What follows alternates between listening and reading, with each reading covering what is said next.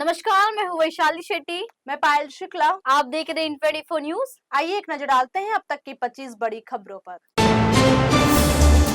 ठाणे जिले में एक रेजिडेंशियल स्कूल के 10वीं कक्षा के एक छात्र ने स्कूल के पास ही एक पेड़ से लटक कर की खुदकुशी। छात्र के इस खौफनाक कदम के पीछे का कारण अब तक नहीं हुआ स्पष्ट। नागपुर में टी शर्ट के पैसे को लेकर हुए विवाद में एक दोस्त ने दूसरे दोस्त को उतारा मौत के घाट। इस घटना से पूरे इलाके में मचा हड़कंप। पुलिस ने मामले में 2 आरोपियों को किया गिरफ्तार।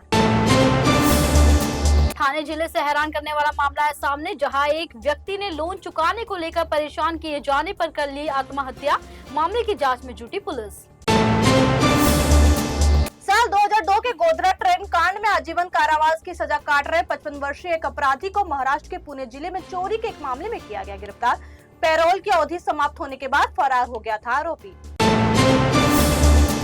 शिवसेना यूबीटी ने अपने मुखपत्र सामना में बजट को लेकर बीजेपी सरकार पर बोला जोरदार हमला। कहा बजट आने के बाद भक्त इस कदर खुश है मानो आम जनता और मध्यम वर्ग के घरों पर चढ़ने वाला है सोने का खपरेल।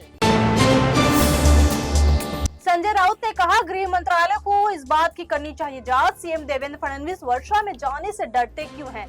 2 फीट जमीन के अंदर क्या है, इसकी करनी चाहिए जांच।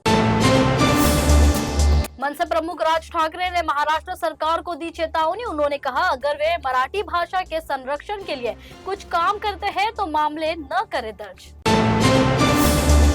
पुणे में विश्व मराठी सम्मेलन में बोलते हुए राज ठाकरे ने मंत्री उदय सामंत से कहा हम मराठी भाषा को संरक्षित करने के लिए सब कुछ करेंगे, लेकिन अगर हम कुछ चीजें करते हैं तो हमारे खिलाफ मामला नहीं किया जाना चाहिए दर्ज। संसद के चालू बजट सत्र के तीसरे दिन राष्ट्रपति के अभिभाषण पर धन्यवाद प्रस्ताव पर हुई चर्चा। बीजेपी सांसद रामवीर सिंह ने धन्यवाद प्रस्ताव पर चर्चा की शुरुआत की। संसद के चालू बजट सत्र का आज तीसरा दिन। लोकसभा में राष्ट्रपति के अभिभाषण पर धन्यवाद प्रस्ताव पर हुई चर्चा। कांग्रेस सांसद राहुल गांधी ने सरकार को चीन से लेकर संविधान तक कई मुद्दों पर घेरा। सपा सांसद नरेश उत्तम पटेल ने प्रयागराज महाकुंभ में हुई मौतों का उठाया मुद्दा। उन्होंने इसे कुप्रबंधन का बताया नतीजा। सपा सांसद ने पेपर लीक की घटनाओं को लेकर भी सरकार को घेरा।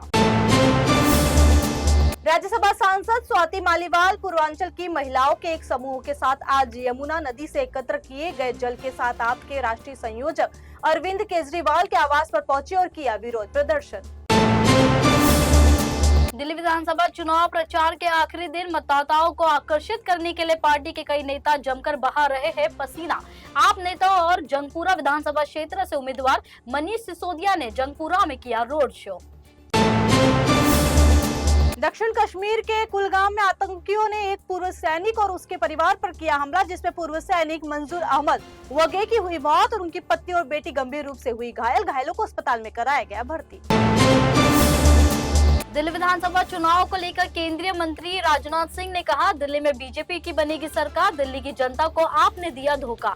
कहा दिल्ली में भाजपा 2/3 बहुमत करेगी प्राप्त। बीजेपी उम्मीदवार परवेश वर्मा ने कहा ताल कटोरा स्टेडियम का बदलेंगे नाम। महर्षि वाल्मीकि के नाम पर करेंगे इस स्टेडियम का नाम। बीजेपी उम्मीदवार परवेश वर्मा का बड़ा बयान। कहा केजरीवाल वाल्मीकि समाज को कहते हैं गुंडा। 8 फरवरी को दिल्ली में बनेगी बीजेपी की सरकार। दिल्ली के पूर्व सीएम और आम आदमी पार्टी के राष्ट्रीय संयोजक अरविंद केजरीवाल ने किया दावा। कहा उन्हें सूत्रों से पता चला ईवीएम के जरिए 10% वोटों की हो सकती है गड़बड़ी।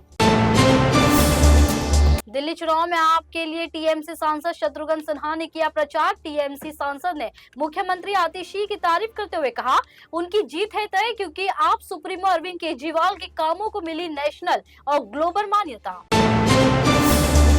केंद्रीय गृह मंत्री अमित शाह चुनावी रैली के लिए पहुंचे दिल्ली के जंगपुरा सीट। इस दौरान उन्होंने अरविंद केजरीवाल और मनीष सिसोदिया पर बोला तीखा हमला। केजरीवाल और सिसोदिया की ओर इशारा करते हुए उन्होंने कहा बड़े मियां और छोटे मियां की जोड़ी ने दिल्ली को ठगा। दिल्ली विधानसभा चुनाव में जमकर पैसे, ड्रग्स और शराब का हो रहा है इस्तेमाल। दिल्ली चुनाव में अभी तक 88 करोड़ रुपए से ज्यादा का नारकोटिक्स और ड्रग्स किया गया सीज। इसके अलावा सोना चांदी जैसे आइटम भी भरपूर मात्रा में पकड़े गए। दिल्ली विधानसभा चुनाव और मिल्कीपुर उपचुनाव के लिए प्रचार का शोर आज थम जाएगा। दिल्ली चुनाव के प्रचार में आज बीजेपी की हुई 22 रैलियां और रोड शो, जबकि आम आदमी पार्टी की हुई 9 रैलियां और रोड शो। दिल्ली के पूर्व सीएम अरविंद केजरीवाल ने भारतीय जनता पार्टी के साथ साथ चुनाव आयोग पर भी जमकर साधा निशाना। उन्होंने कहा, दिल्ली में खुलेआम आम आदमी पार्टी के कार्यकर्ताओं पर हुआ हमला, लेकिन दिल्ली पुलिस ने नहीं की कोई कार्रवाई। प्रधानमंत्री नरेंद्र मोदी ने दिल्ली को आपदा से मुक्ति दिलाने के लिए लोगों से मांगा सेवा का मौका और हर मुसीबत में साथ खड़े रहने की दिल्ली वालों को दी गारंटी, जिसमें दिल्ली सरकार की रेवड़ियों को जारी रखना भी है शामिल। अजमेर में दिल दहला देने वाला मामला है सामने। यहाँ रहने वाले रामलाल ने अपने 3 बच्चों और पत्नी पर तवा फेंक कर उन्हें गंभीर रूप से किया घायल। इसके बाद वे घर की पहली मंजिल पर गया और कूदकर जान देने की कोशिश की। देश और दुनिया की तमाम खबरों को देखने के लिए देखते रहिए इन24 न्यूज। साथ ही इन24 न्यूज की social media platform YouTube, Instagram और फेसबुक को लाइक, सब्सक्राइब और शेयर करना ना भूलें।